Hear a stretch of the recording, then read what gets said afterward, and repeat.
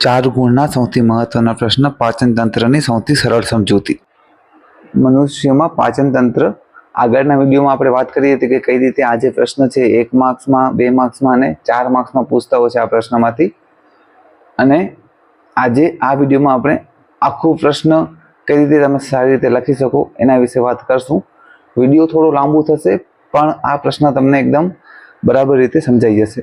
તો એક તો આકૃતિ તમારે એની બરાબર કરી લેવાની છે અને પ્રશ્ન જે લખવાનું છે એમાં તમારે પહેલું જે લખવાનું છે મુદ્દો એ છે મુખમાં પાચન, જેમાં આપણે લખશું કે પાચનની શરૂઆત મુખથી થાય છે. ખોરાકમાં લાળ રસ ભળે છે અને તે ખોરાકને ભીનો અને પોચો બનાવે છે. ત્યારબાદ તેમાં એમાઇલેજ ઉત્સેચક હોય છે અને આ જે ઉત્સેચક છે એ જટિલ શર્કરાનું સરળ શર્કરામાં રૂપાંતર કરે છે. તો 4 મુદ્દા છે. શરૂઆત મુખથી, લાળ રસ ભળે, એમાઇલેજ ઉત્સેચક હોય અને એ જટિલ શર્કરાનું સરળ શર્કરામાં રૂપાંતર કરે. ત્યારબાદ બીજો મુદ્દો આવશે જઠરમાં પાચન. તો મુખમાંથી અન્નનળી દ્વારા ત્યાં ખોરાક છે એ જઠરમાં આવે છે. તો જઠરમાં આપણે 3 વસ્તુ વિશે લખવાનું છે કે HCl શ્લેષ્મા અને પેપ્સિન છે એ ખોરાકમાં મિક્સ થાય છે. અને ત્રણેયના આપણે કાર્યો લખશું કે HCl બેક્ટેરિયાનો નાશ કરે અને ખોરાકને એસિડિક બનાવે, શ્લેષ્મા જઠરની દિવાલનું એસિડથી રક્ષણ કરે છે અને પેપ્સિન પ્રોટીનનું અંશતઃ એટલે કે અપૂર્ણ પાચન કરશે. પૂરેપૂરું પ્રોટીનનું પાચન નહીં થાય, થોડું ઘણું પ્રોટીનનું પાચન થશે. તો HCl, શ્લેષ્મા અને પેપ્સિનના ત્રણેયના આપણે કાર્યો લખશું એટલે જઠરનું પાચન આ મુદ્દો પણ પૂરું. પછી આવે છે નાનું આંતરડું. નાના આંતરડામાં પાચન, એમાં પાચન અને શોષણ 2 વસ્તુ વિશે લખવાનું હોય છે. તો સૌપ્રથમ આપણે ખોરાકમાં પિત્તરસ, સ્વાદુરસ અને આંત્રરસ ભળે છે એ લખશું. ત્યારબાદ આ ત્રણેય જે રસ છે એના કાર્ય શું છે એના વિશે લખશું. તો પિત્તરસનું કાર્ય તે ખોરાકને આલ્કલી એટલે કે બેઝિક બનાવે અને ત્યારબાદ ચરબીના મોટા ઘટકો છે એને નાના ગોલકોમાં ફેરવે છે, એટલે કે ચરબીને તોડે છે અને નાના નાના ઘટકોમાં ફેરવે છે, જેને તેલોદીકરણ કહીએ છીએ.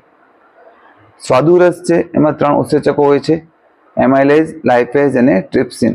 આ ત્રણેયનું કામ શું? તો એમાઇલેજ કાર્બોદિતનું પાચન કરશે, લાઇપેઝ ચરબીનું પાચન કરશે અને ટ્રિપ્સિન છે એ પ્રોટીનનું પાચન કરે છે. ત્યારબાદ ત્રીજો જે રસ છે આંત્રરસ, એના કાર્યમાં કે ખોરાકનું પૂરેપૂરું પાચન કરી સરળ ઘટકોમાં તેને ફેરવી નાખશે. તો કાર્બોદિતમાંથી બનાવી નાખશે ગ્લુકોઝ, ચરબીમાંથી બનાવશે ફેટી એસિડ અને ગ્લિસરોલ અને પ્રોટીનમાંથી બનાવશે એમિનો એસિડ. પાચન અહીંયા પૂરું થઈ ગયા છે પણ હવે આપણે શોષણ વિશે પણ લખવાનું છે. તો નાના આંતરડામાં અભિશોષણમાં આપણે લખશું કે નાના આંતરડાની દિવાલમાં આંગળી જેવા પ્રવર્ધો હોય છે જેને રસાંકુરો કહે છે. અને આ જે રસાંકુરો છે એ આંતરડાની દિવાલનું ક્ષેત્રફળ વધારે અને શોષણ છે વધુ અસરકારક બનાવે છે. અને છેલ્લે મોટા આંતરડામાં આપણે લખશું. તો મોટા આંતરડામાં વિટામિન, ખનિજ ક્ષારો અને પાણીનું શોષણ થાય છે. અને આ બધી પ્રક્રિયા થઈ ગયા બાદ છેલ્લે આપણે લખશું કે અપાચિત ખોરાક મળાશયમાં જાય છે અને ત્યાંથી મળદ્વાર દ્વારા શરીરની બહાર તેનો ત્યાગ થાય છે. તો આ આખો પ્રશ્ન અહીંયા પૂરું થાય છે.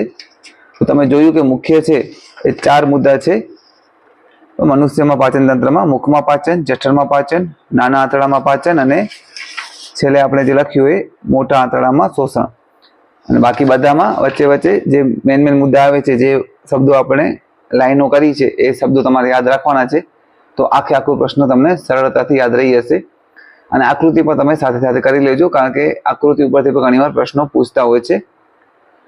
તો તમે વિજ્ઞાન અને ગણિતમાં આ જ પ્રકારના પ્રશ્નોની સરળ એવી સમજૂતી જોવા માંગો છો અને પ્રશ્નોને સરળ રીતે સમજવા માંગો છો તો અમારા ચેનલને ફોલો કરજો.